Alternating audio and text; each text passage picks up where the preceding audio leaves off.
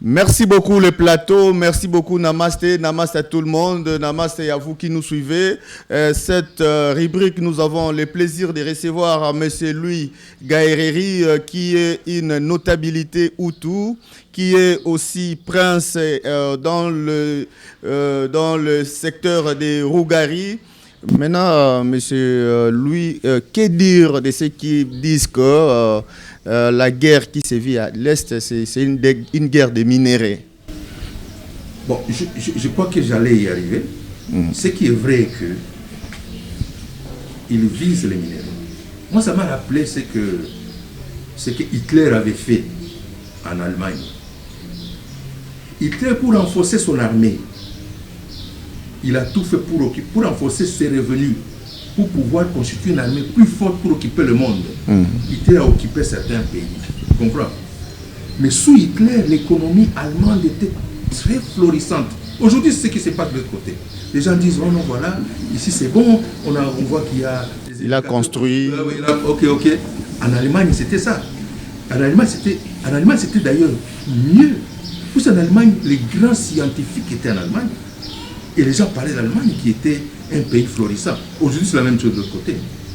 S'il n'y a pas nos minéraux, je vous dis, le Rwanda va déchanter, Kagame Kira va déchanter.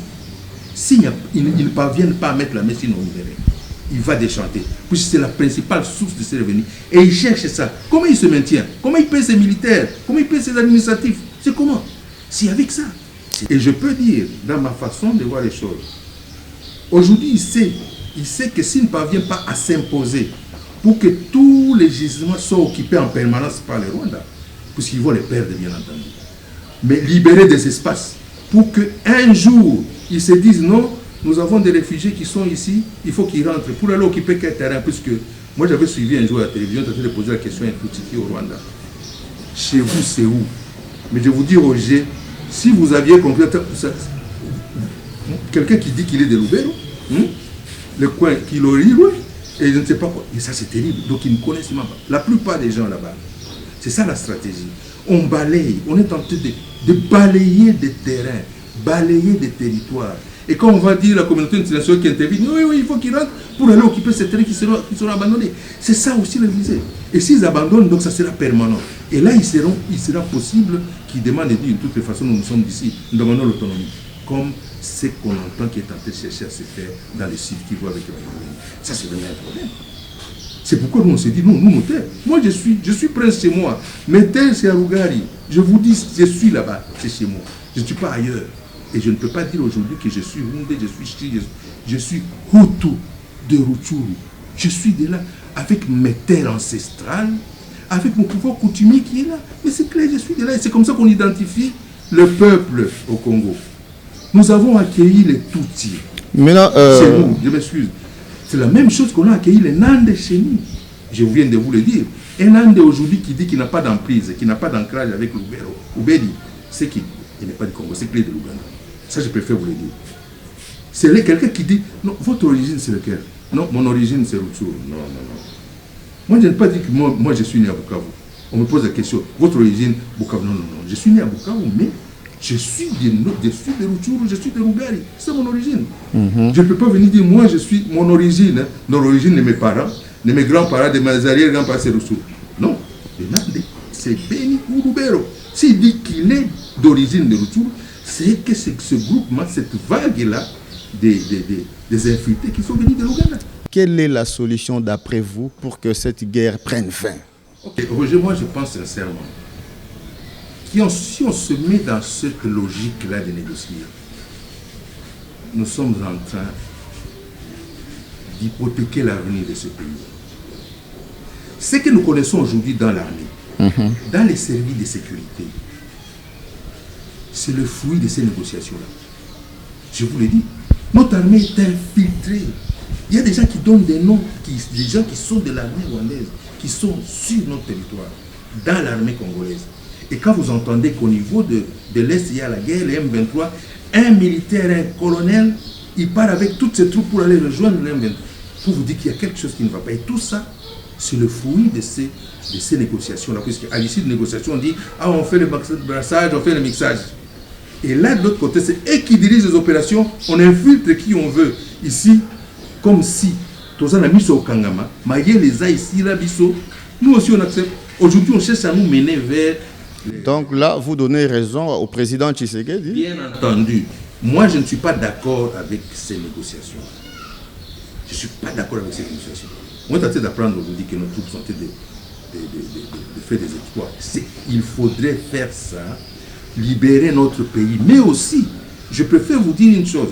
C'est quelque chose de très important. On est en train de suivre aujourd'hui qu'il y a même la coalition des journalistes, des penseurs aujourd'hui, qui sont tentés de chercher au Kundola, la vraie réalité est à côté de Rwanda. La vraie réalité. Parce que Kundola, on est en train d'en parler. Aujourd'hui, il y a des gens qui disent, les journalistes, il paraît qu'il y a une cinquantaine de journalistes, où ils sont en train de mettre à nu ce que les autres n'étaient pas parvenus à le faire. L'ONU a bloqué beaucoup de rapports dans les tiroirs. Personne ne pouvait aujourd'hui dire que Kagame et ces gens sont des tueurs. Personne ne pouvait le dire. Tous ces rapports comme ces gens mettaient dans les tiroirs. Aujourd'hui, il y a une coalition qui est en train de se faire sur le plan international.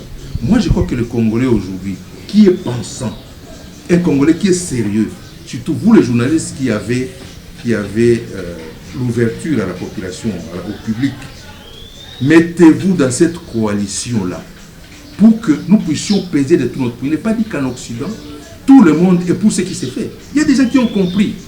Mais identifions ces gens-là, travaillons avec eux, mettons en place une coalition qui puisse permettre à ce que notre langage aussi passe. Mais je ne suis pas d'accord avec les négociations. Moi, personnellement. Oui. Parce que ça va nous remettre à ce... Je vous dis, ça sera encore pire. Oui, récemment, lors d'une sortie médiatique, le président Kenya, le président Ruto, avait émis le souhait que la RDC puisse négocier avec les M23, vu que pour lui, le M23 est composé essentiellement des Congolais. Comment voyez-vous cette attitude d'un président d'un grand pays comme le Kenya? La coalition sur le plan international qui est en train de naître, s'il vous plaît, journalistes congolais, vous qui avez cette conscience du Congolais, c'est votre pays, vous n'avez pas deux pays, c'est un seul pays que nous avons. Entrez dans cette coalition-là qui s'est créée. Ici en interne, créons une ligue à nous en interne ici, pour que nous puissions faire passer le vrai message qu'il y a. Les Congolais devaient savoir, aujourd'hui il y a l'Ouest qui n'est pas inquiété, apparemment comme tu as dit. Nous on apprend qu'il y a des Mongols. On a appris qu'on a vendu des terres au Congo, Brazzaville, des terres attenantes à nos terres à nous. C'est un problème. C'est la même chose aussi ici en République centrafricaine. Tu vois un peu. Il faut que le Congolais puisse être malin, qu'il puisse à tout moment se rallier à la cause de son pays. Et pour des cas qui ne sait pas, qui dénoncent, qui le disent. Ceux-là qui ont commis l'erreur de jouer pour l'ennemi, ceux-là des Congolais, puisque Mbosso avait dit qu'il y en avait. Sans rien citer. Sans rien citer. Mais nous souhaitons que s'il est vrai qu'ils se connaissent comme tels, qui ont joué le jeu de l'ennemi, c'est le moment aujourd'hui de demander pardon à cette population. Puisque vous ne pouvez pas comprendre. Ton père, ta mère, ta soeur, on est en train de les tuer, mais toi, pour je ne sais pas quoi, tu es en train de plaider la cause de celui qui vient tuer ta famille. Soyons sérieux. Aussi, troisième chose, j'ai dit cette coalition, j'ai dit la paix de conscience, mais aussi, ce que je peux vous dire, j'ai suivi quelque part à la télévision qui des tous qui disent non, Kagame est qui est tenté de nous protéger et tout, nous on n'est pas d'accord. Ça c'est une bonne chose. Moi je suis de Goma. Je suis né à Bukavu, mais je suis du Nord Kivu. Moi j'ai grandi à Goma. J'ai grandi avec beaucoup de Tutsis. J'ai beaucoup d'amis Tutsis. Ça je vous le dis. Beaucoup qui sont congolais, des Tutsis congolais. Beaucoup on les savait congolais. Beaucoup. Mais il y a certains, quand Kagame a pris le pouvoir, il y a beaucoup qui sont rentrés au Rwanda. Il dit, nous rentrons chez nous. Il dit, vous allez faire quoi là-bas? C'est pas chez vous. Non, notre frère a pris le pouvoir.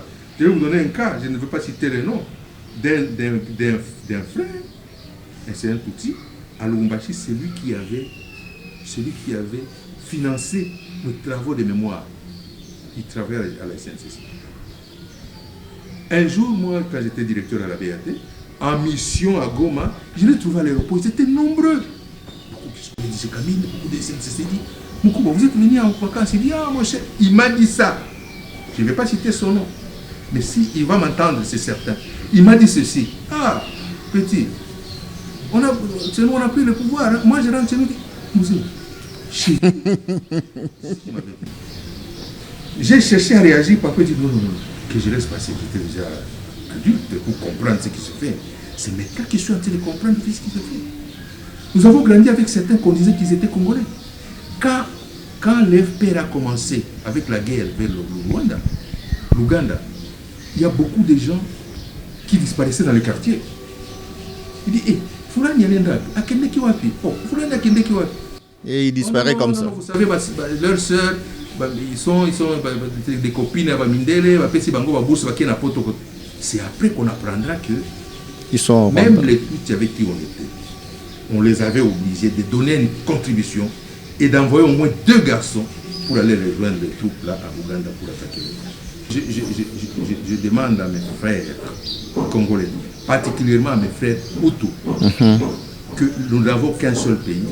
Et notre territoire, c'est lui qui est le premier visé.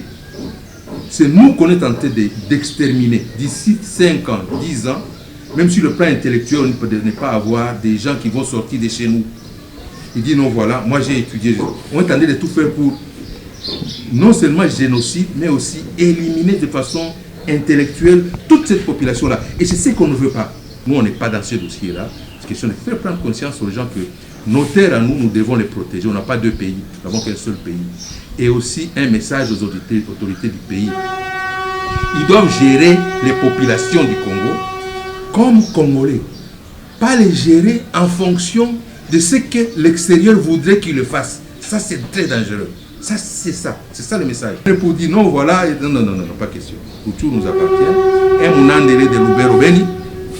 Un tout, il y a certains qui ont été focalisés à certains endroits, à Rougari par exemple, et un endroit qu'on appelle police zéro. C'est là qu'ils sont restés, ils ne sont pas mélangés à la population. À Jombi, il y a certains qui sont à Mugwata, on ne les a pas mélangés à la population, mais ils devraient être conscients et être reconnaissants qu'on les avait accueillis et ils doivent vivre en paix avec nous. Sinon, leur avenir n'est pas bon et par quelqu'un qui cherche à les anéantir et ce n'est pas intéressant. Vous êtes une notabilité Hutu, vous avez parlé de la question sécuritaire qui mine les quelques coins du pays. En tout cas, merci beaucoup. Nous tenons à remercier notre réalisateur José Kindenda qui a pris les images. Nous remercions aussi ceux qui sont sur les plateaux, ceux qui sont en train d'animer Namasté, le régisseur. Nous disons grand merci pour le travail abattu. À la prochaine.